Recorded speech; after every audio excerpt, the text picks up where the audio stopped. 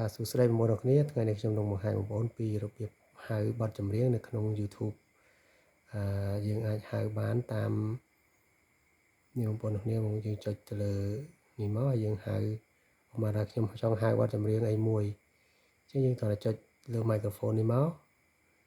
ប៉ុន្តែនេះយើងត្រូវកំណត់នៅក្នុង setting ទូរស័ព្ទដៃដែរណាបងប្អូនអរគ្នាអញ្ចឹងយើងត្រូវតែចុចលើនេះមកចុចលើសញ្ញា microphone នោះមកប្រៀបសវត្ថភ្លេងសត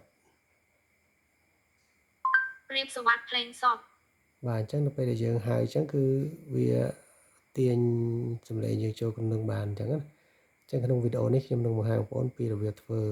ព្រោះទូរស័ព្ទបងប្អូនអរគ្នាមួយចំនួនគឺគាត់អាចហៅបានទេអញ្ចឹងក្នុងវីដេអូនេះខ្ញុំនឹងបង្ហាញបងប្អូនអរគ្នាពីរបៀបធ្វើឲ្យវាចេញអញ្ចឹងណាបងប្អូនខ្លះក៏គាត់ដឹងដែរប៉ុន្តែខ្លះទៀតក៏គាត់អត់បានដឹងដែរអញ្ចឹងតែឥឡូវយើងចូលទៅមើលទាំងអស់គ្នាបាទអញ្ចឹងដើម្បីយើង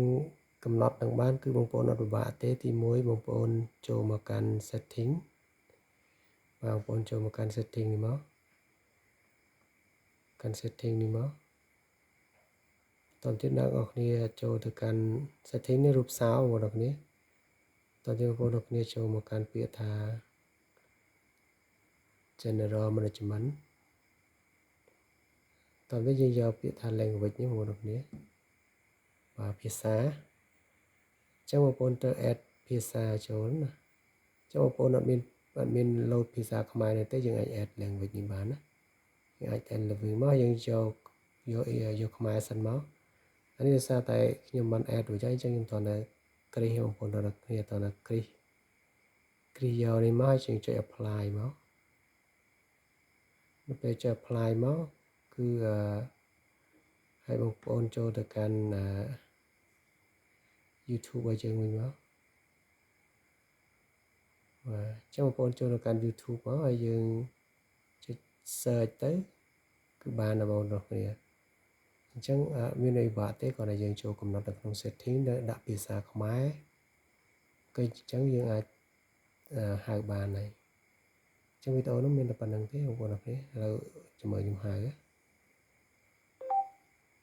ខេមរៈស្រីមុនភ្លេងសតខេមរៈសិរីមុនភ្លេងសពបាទអញ្ចឹង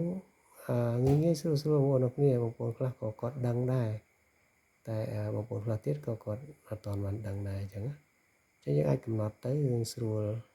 ជាងមកចាំវាយអក្សរក៏បានដែរអញ្ចឹងវីដេអូនេះមានប៉ុណ្្នឹងទេចង់បង្ហាញបងប្អូនទាំងគ្នាខ្លីៗអរគុណច្រើនជម្រាបលា